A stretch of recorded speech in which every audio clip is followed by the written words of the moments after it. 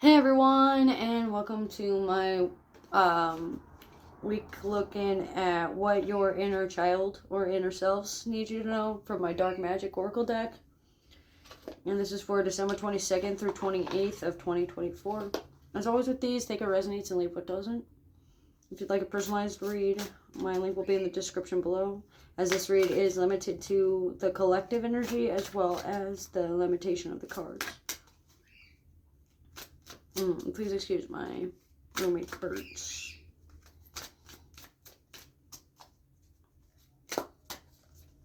So we have strength. Nurture your diverse talents. So everybody has their own diverse talents, their own strengths, their own weaknesses, their own morals and codes and standards. Grays stick out. The name Grayson sticks out. It does look like there's going to be a lot of needing to nurture yourself and taking time to rely more on yourself and take time to depend on other people as well. Taking a more practical approach and a more logical approach and a more analytical approach has helped you gain the resources that you need and has helped you be more available mentally for other people at this point.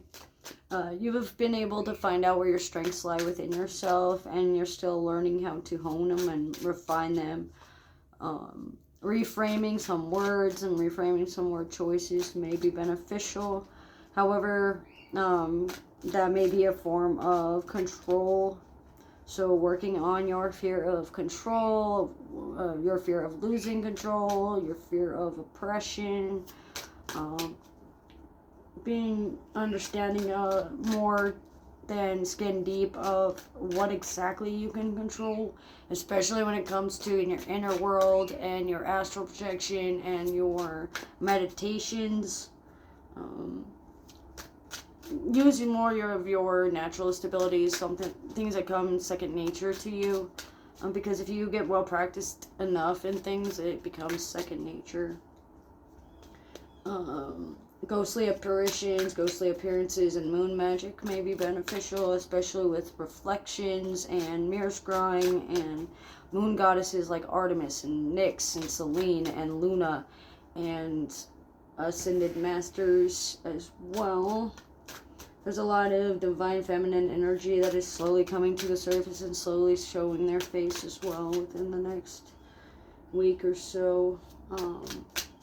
It does look like there's a completion of a soul contract or a completion of what a personality has come here to do, or a spirit guide has come here to do, or you've been inheriting a gift.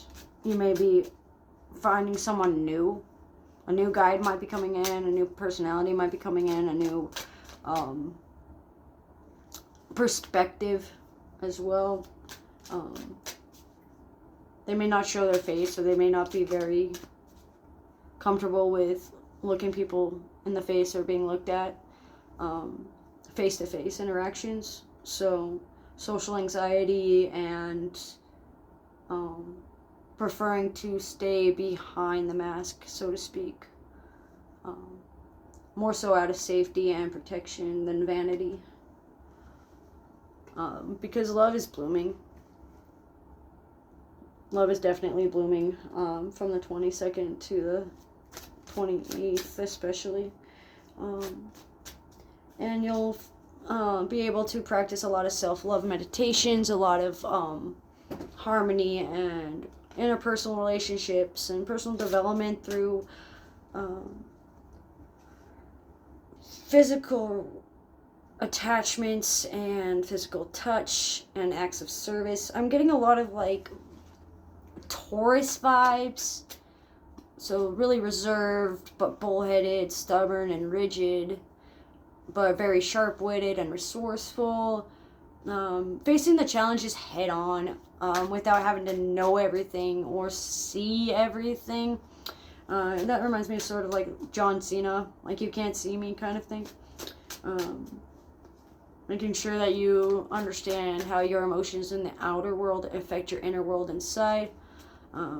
especially those with DID that have a meditative or holistic stance that do meditations may notice whenever they in the meditation go and become upset or get hurt or scared, the environment changes. Think like in Encanto, Pepa, who controls the weather in a deal. Weatherization, weather magic, elemental magic, working on your codependencies to opiates and painkillers and pills and blackout moments when you used to let those demons and shadows win. Being able to shed a light on things and know that the grass was not greener, but that doesn't mean that you didn't learn a valuable lesson. The grass may be greener, but you've realized now that they may have been fertilizing it with actual shit instead of actual nutritional value. Wheat versus weeds stick out like in the Bible. I don't remember where exactly in the Bible that is. The Lesson of Icarus sticks out as well. Here Comes the Sun by the Beatles. Neon Moon. I don't remember which country singer does that one. Kenny Chesney songs. Cloud sticks out. Nimbus sticks out. Ghost. Commune with your guides.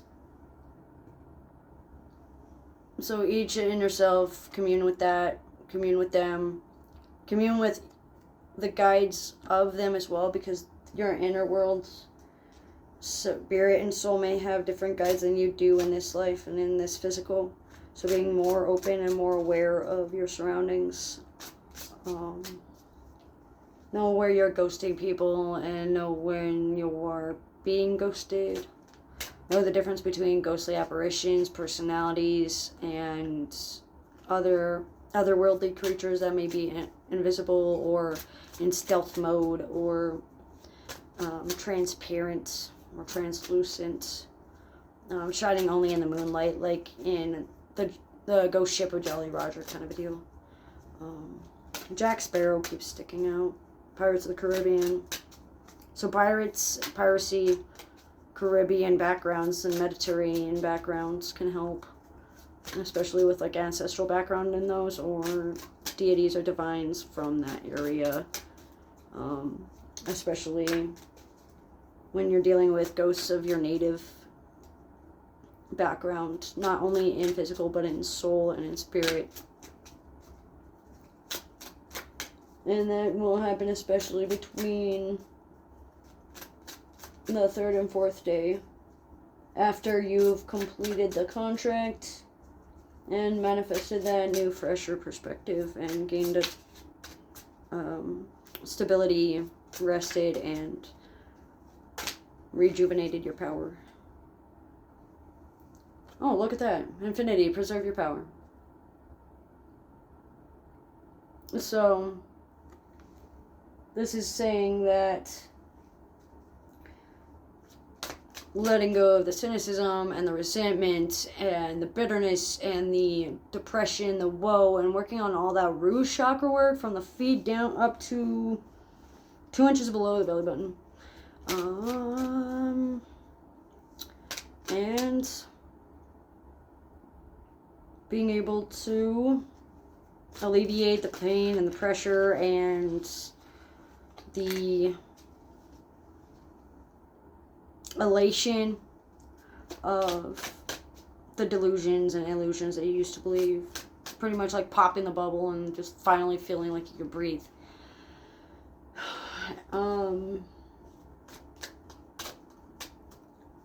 Sages, an archetype of the Scorpio, an archetype of DID, and an archetype of sphere of influence in your ascended masters, guides, guardians, whomever you speak to for help and guidance. Allow yourself to let go and detach, and you will be able to fly free. Just because you let the anger go doesn't mean that you're not still angry about it. It means that you have more of a handle and a control on how much anger you release, because releasing it in a constructive manner is beneficial. So you don't get caught up in the cynicism and the narcissism and the hypocrisy and the double standards and the accusations, working on the personal attacks and taking everything personally as a defense mechanism and highly guarded. The darker side of the red spectrum of auras might be very beneficial. Or darker reds might stick out, as well as like whites and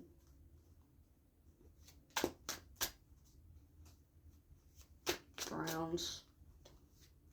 The whites, browns, and reds.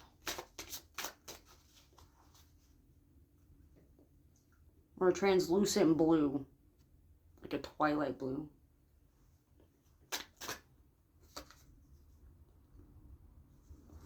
Remember, gatekeeping. This is when you need a gatekeeper, a guardian, or an ascended master, most likely. Or you might want to speak to one. Or start learning how to consent and know your boundaries. Both you and the other person are allowed boundaries. Don't allow anybody else to gaslight you, though. Know where you're gaslighting yourself. Like you're saying, I don't believe you. I don't believe myself. I can't believe it either. I can't believe it's not butter. Using humor as an escape route, like I had just done. Not letting anybody take your light. Law of attraction. You're going to attract a lot of people and a lot of due to your power. Watch your kidneys, watch your liver. Black market sticks out, and black magic sticks out, so black market magic, voodoo. So talking to guides about the black magic that you might be able to help with, or using black magic to help protect you, and knowing the ins and outs of that. Because that's going to help you express the real you. And whatever is going to be revealed to you between the 3rd of December and the 3rd of January is going to release all of that toxicity from the sacral chakra, which is 2 inches below your belly button to 2 inches above your belly button, if I'm remembering correctly. And that's going to help you with your digestive issues, your panic attacks, your indigestion, your anxiety.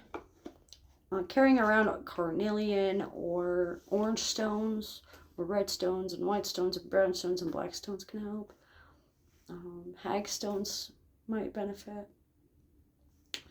And knowing your elements.